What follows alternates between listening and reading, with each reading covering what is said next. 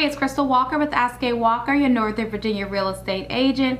In today's video, we're going to be talking about Groveton Elementary School located here in Alexandria, Virginia. Now, when Abraham and I are helping home buyers that have young kids and they have to consider the elementary school their kids may be assigned to, there are a couple of questions we hear over and over again. Usually the parents want to know about, which school their kid would be zoned for, what the ratings and reviews for that school are, maybe the hours of operation, and what are their options for before and after care. So in today's video, I'm going to cover those topics as well as a few others.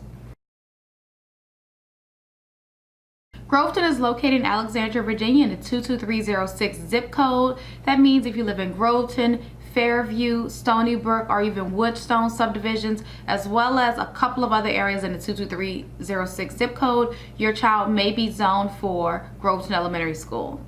Now, Groveton is part of the West Potomac High School pyramid. That means that when your child leaves Groveton, they will move on to Sandburg Middle and then ultimately on to West Potomac High School for grades 9 through 12.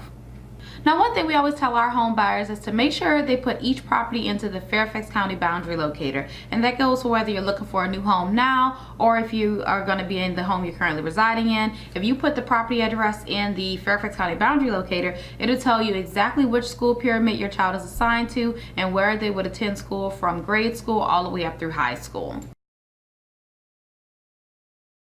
Another thing parents really like to know about are the hours of operation and what the before and after care options are. So at Groveton, the school day starts at 8:55 and dismissal is at 3:40. Now those times will work out perfectly for some parents, but for many of us who have to be at work, at 8 o'clock, 9 o'clock in the morning, 8:55 is a pretty late start time. And that's because all the elementary schools in this area start a little bit later, and then in middle school they start earlier and high school starts the earliest, and it's because of the school bus system to make sure that there are enough buses in the county to go around, to drop all the kids off. So the elementary schools in the area typically start after 8:30.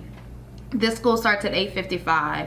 Now, if that doesn't work for you, there are a couple of different options available to you for before care. One of them is going to be SAC, or the School Age Child Care Program. It is available at Groveton. Doors open at 7 o'clock, which means you can drop your kid off as early as 7 at SAC. And they also have an aftercare program that is available until 6:15. Now, I've heard great things about SAC. The only thing that I hear negatively about SAC has been that there are so few slots available and the slots fill up very quickly. So if you're interested in SAC, it's recommended that you sign up the school year prior.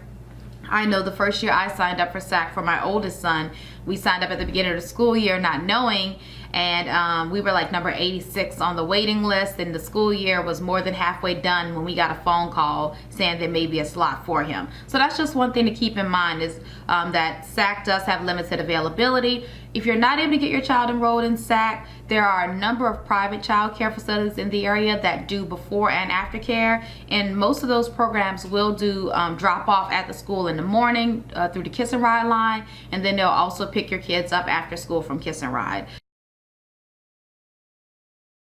I know when I was looking for school, a big thing for me was parent involvement. I just wanted to know what my options were, to be involved at the school. The Department of Education says that typically when you find a school with higher parent involvement, then there's also going to be higher student achievement. And so many schools in the area have either a PTA or a PTO. Groveton has a PTA that is very active. They work with the principal and staff to come up with programs that are offered that they think are not only beneficial to the students, but to the school community as a whole. So their PTA puts on a number of fundraisers throughout the school year. Sometimes those funds are used to assist in buying things for the school, or also offsetting some of the costs for teachers for things that they need to replace throughout the school year. But they also do a number of family events at the school, or social events, so things that are more centered on the family as a whole and not just the kids.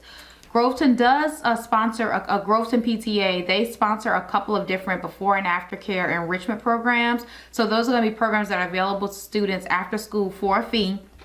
But the PTA does offset some of the costs and at least sponsors these programs at the school. Another thing I found in researching these elementary schools is that while there are some things that are standard at every school, things like, physical education, art, general music, library, computer lab. There are also some programs that are only available at certain schools. Some schools may offer, foreign language, while majority of schools don't. And so a couple of programs that are available at Groveton, in addition to just general music, they also have a strings program, band, and also chorus. There is a safety patrol program at the school as well, meaning that kids in the upper grades can sign up to either help with the crossing guard or also assist at the kiss and ride line before and after school. Another thing about Groveton is it is a Title I school, and that means it does receive additional funding from the federal government, and that's to assist in making sure that they keep that they're able to get the students up to the same grade level as far as for reading, math, and different subjects. The focus at Groveton is going to be on their literacy program, and I believe that's what they use majority of the funds that they receive from Title I for.